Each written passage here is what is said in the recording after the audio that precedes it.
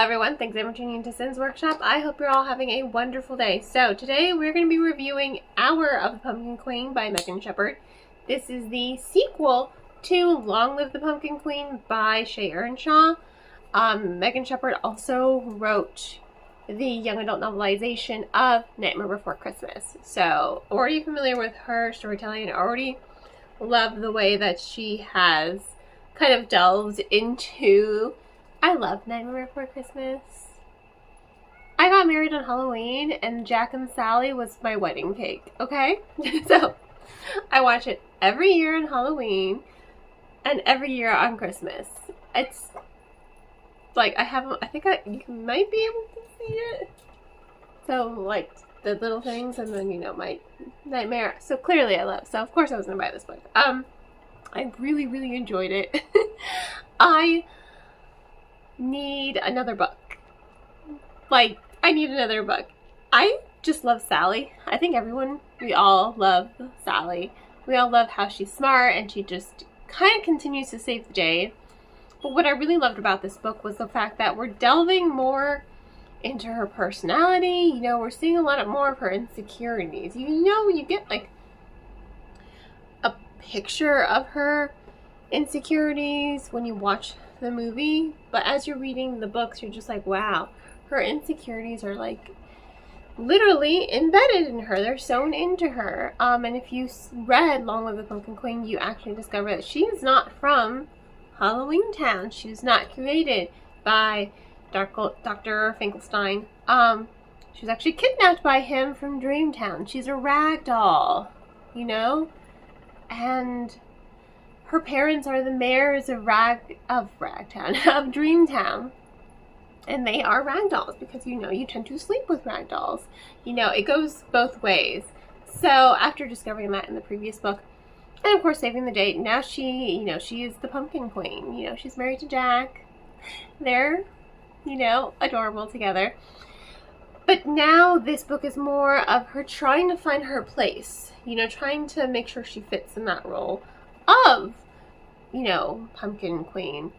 You know, does she fit more in Dreamtown? Does she fit more in Halloween Town? Does she not fit in either town? And she discovers she really doesn't fit in either town, but she does fit in both towns. You know, it's a journey for her.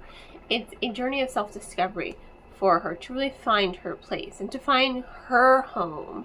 You know, like, what is her home outside of just being Jack's wife, right? It's a lot of identity for her. And once again, she has to go on a journey to save Halloween Town because someone messed up, right? My theory was Dr. Finkelstein, but no, wasn't him. I guess he couldn't be the bad guy second time around, could he? The thing is, we also don't know. we know that part of the story is not resolved, and that's why I need a book 3. You know what? I think Shea Earnshaw and Megan Shepherd should just come together and co-write the ending book. I think that would be really, really great. I'm just putting this out there, manifesting that. But she is sent back in time. So then she has to go to new towns. Time Town, Fable Town, back to Dreamtown. I mean, I love the way that both of these authors have really explored new realms. I mean, there's a dragon in this one, and he's so cute, and I love him so much. He just wants to be your hero. He doesn't want to be a fire-breathing bad dragon. He wants to be a hero. He wants to go on quest and save damsels in distress. I love that. I love it so much. It's cute, you know, and more to the point, there's another rag doll. She becomes kind of like Sally's assistant, and her family writes bedtime rhymes, you know, that's what her family writes, but she doesn't want to do that. So it's a lot of journey for her as well to find her place in the world. And what does she want? She kind of wants to be mayor of Dreamtown.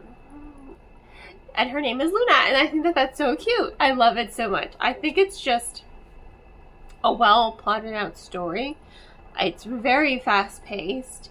I love how it picks up from what Shea Earnshaw did and just like continues to explore it and expand upon it. And of course, you can't go wrong with Sally. You know, the characterization is there, and it just makes her even more compelling as a character, because despite all of her insecurities, once again, she's the hero and she's saving the day. She's just like, nope, we're gonna face this head on, and we're just gonna do it. Even though there's so much self-doubt. She has so much self-doubt. But she's Sally. We all know she's awesome.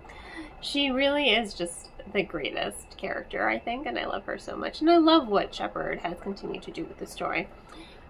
And I need to know who the prince is.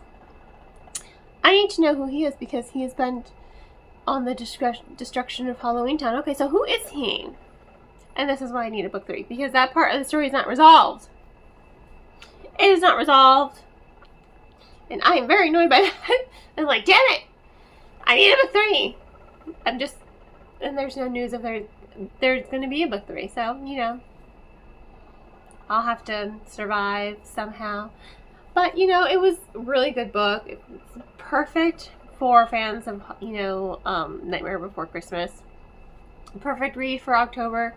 I think, honestly, just pick it up and read it.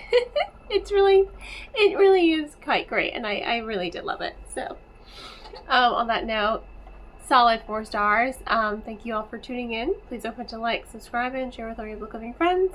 I hope you all have a wonderful rest of your day, and as always, happy reading.